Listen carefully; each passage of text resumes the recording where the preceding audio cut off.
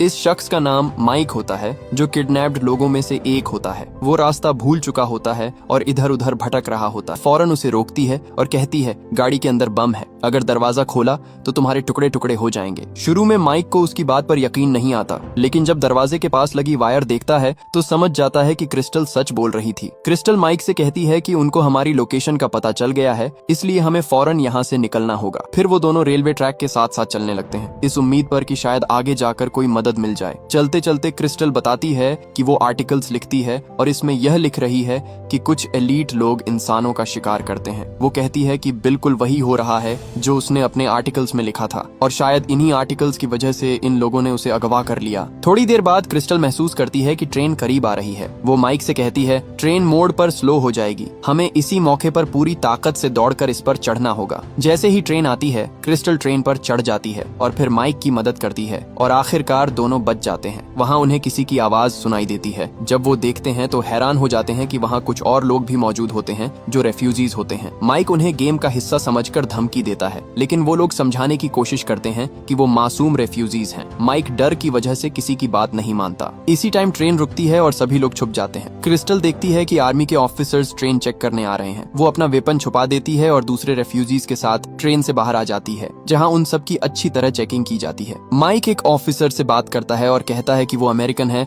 और कुछ अमीर लोग इंसानों का शिकार कर रहे हैं, लेकिन ऑफिसर्स को उसकी जबान समझ में नहीं आती और वो वहाँ से चले जाते हैं। वहाँ पर एक रेफ्यूजी आता है और उन्हें बताता है कि वो भी इसी अमीर ग्रुप का हिस्सा है जो तुम्हारा शिकार कर रहा है, यानी वो आर्मी से बचने के लिए रेफ्यूजी होने का बहाना बना रहा था। ये सुनकर माइक गुस्से में आ जाता है और एक ग्रेनेड की पिन खींचकर उस आदमी की पैंट में डाल देता है। इससे पहले कि वो ग्रेनेड को पैंट से निकाल पाता, ग्रेनेड उसी वक्त फट जाता है और वो वहीं मारा जाता है। आर्मी माइक को गिरफ्तार कर लेती है और क्रिस्टल को रेफ्यूजी कैंप ले जाया जाता है। कैंप में जाकर क्रिस्टल एक ऑफिसर से मिलती है और सारी सूरत हाल बताती है। ऑफिसर कहता है तुम अकेली नहीं हो, एक और आदमी भी पकड़ा गया है जो बिल्कुल यही बात कह रहा है। फिर डॉन को बुलाया जाता है। डॉन कहता है कि वो भी इसी गेम का हिस्सा था और किसी तरह भागकर यहाँ पहुंचा है। क्रिस्टल रिक्वेस्ट करती है कि अमेरिकन एम्बेसी से राब्ता किया जाए। थोड़ी देर बाद एम्बेसी का एक ऑफिशियल आता है और उन्हें गाड़ी में ले जाता है। रास्ते में क्रिस्टल को इस ऑफिशियल पर शक होने लगता है। उसकी बातों से उसे यकीन हो जाता है कि वो भी अमीरों के ग्रुप का हिस्सा है। जब वो गाड़ी का ट्रंक खोलकर एक लाश देखते हैं